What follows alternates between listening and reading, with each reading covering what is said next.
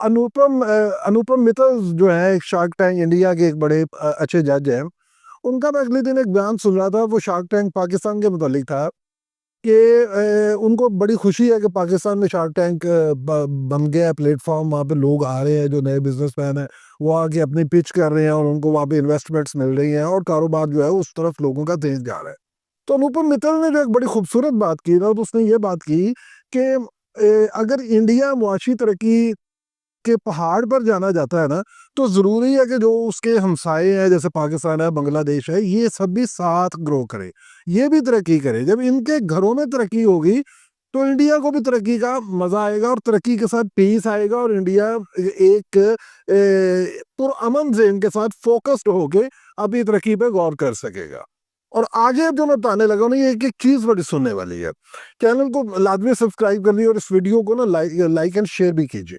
होता ये है कि एक तरफ आप अनुपम के इस बयान को रखें, ये 99 के चक्कर वाले लतीफ़े को रखें, और अब बात को तय दर तय खोलना शुरू करें। अब पहलगाम पे अटैक होता है, वहां पे 26 लोग मारे जाते हैं और उसकी पाकिस्तान से पूरी दुनिया से उसकी मजम्मत आती है। लेकिन विद इन आवर्स इंडिया जो है वो पाकिस्तान तो उसका इल्जाम लगा देता है कि नहीं जी ये पाकिस्तान ने किया। अब देखिए,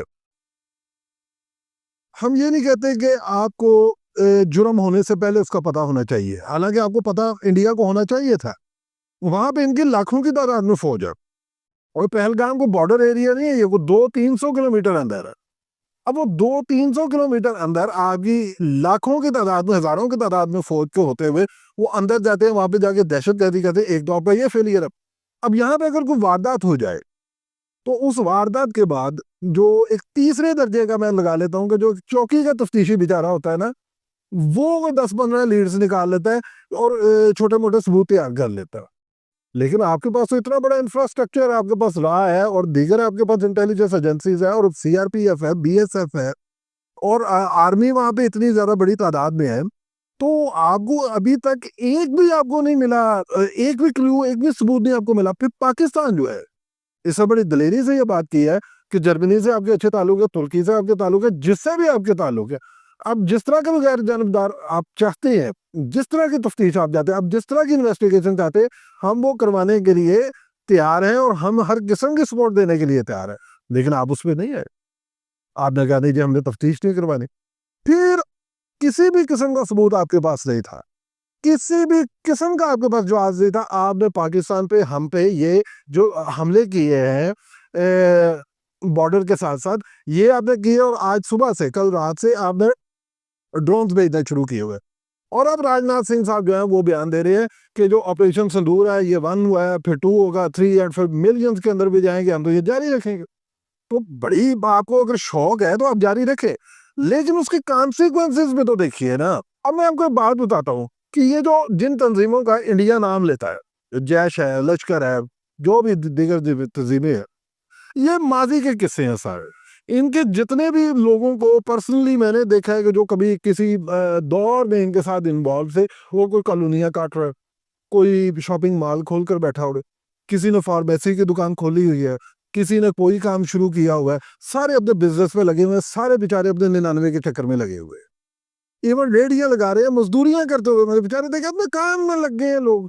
वो एक जमाना था वो खत्म हो गया। जिंदगी में अभी तक कोई, मुझे आज तक ऐसा बंदा नहीं मिला जिसने कहा हो मैं रोजाना, मैं वकील हूँ रोजाना मुझे कई लोग मिलते हैं, किसी कोई आज तक ऐसा बंदा नहीं मिला जिसने कहा हो कि मेरा जैज से ताल्लुक है। मुझे आज तक ऐसा कोई बंदा नहीं मिला कि जिसने कहा हो जी कि मैं चला जाए इंडिया चला, मैं जाके लड़ना है। ये बिल्कुल सीधी बात है, सही बात। देखिए आपने सबूत आपके पास कोई नहीं, जवाब आपके पास कोई नहीं, लेकिन अगर फर्ज किया आपकी दुश्मनी मसूद अजहर के साथ है, तो मसूद अजहर को मरना चाहिए था ना फिर तो आपने उसके खानदान के 2-2.5 साल के, 3 साल के, 1.5 साल के उसके पोते और नवासे उसके आपने शहीद कर दिए। उसकी बेटियां थी उसमें तो क्या वो 2-2.5 साल के भी वो बच्चे जो थे वो जैश के मेंबर थे और वो आपके इंडिया पे आके वो टारगेट करके गए थे? ये आपकी कौन सी अखलाकी जवाज इस हमले पर बनती थी?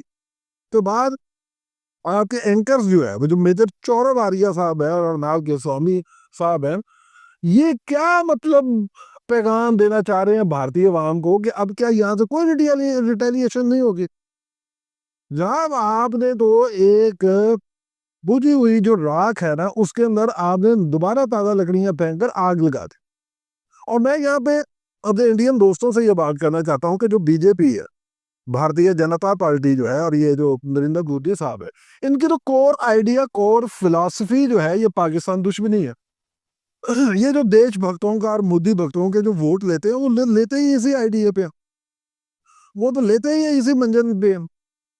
अब देखिए, अगर पाकिस्तान दुश्मनी रह ही नहीं जाती, यहाँ पे अमन रह जाता है।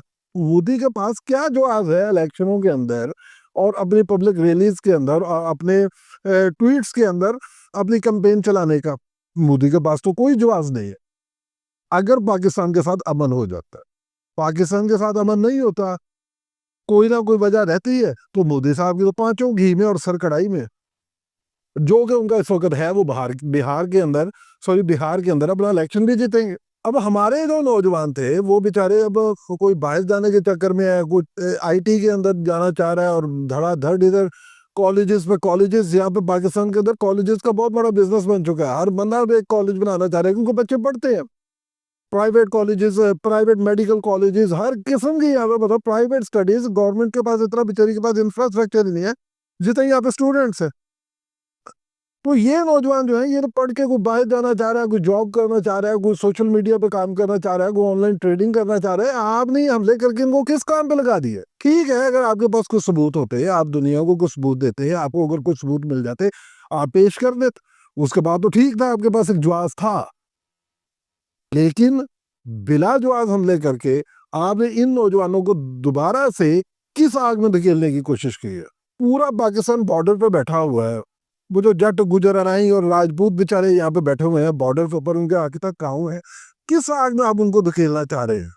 वो जो लोग बेघर हो रहे हैं, उनको किस आग में धकेलना चाह रहे हैं?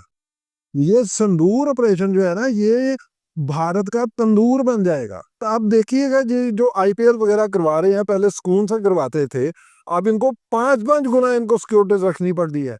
इंडियन अवाम का पैसा जो है, एक तो इन हमलों पे फजूल लगाया, अब इंडियन अवाम को और इन्होंने खुद को प्रोटेक्ट करने के अंदर इन्होंने फिर कर अरबों डॉलर्स जो है इन्होंने दोबारा लगा दिए। क्योंकि इन्होंने एक ऐसी कौम जो बेचारी 99 के चक्कर में पड़ी हुई है, जो काम कर रही है, जो बेचारी अपना धंधा कर रही है, उसको इन्होंने छेड़ा है फजूल में राह जाते हुए। यहाँ पे जो मुआशी परेशानी होगी, उसका शिकार अब भारत होगा।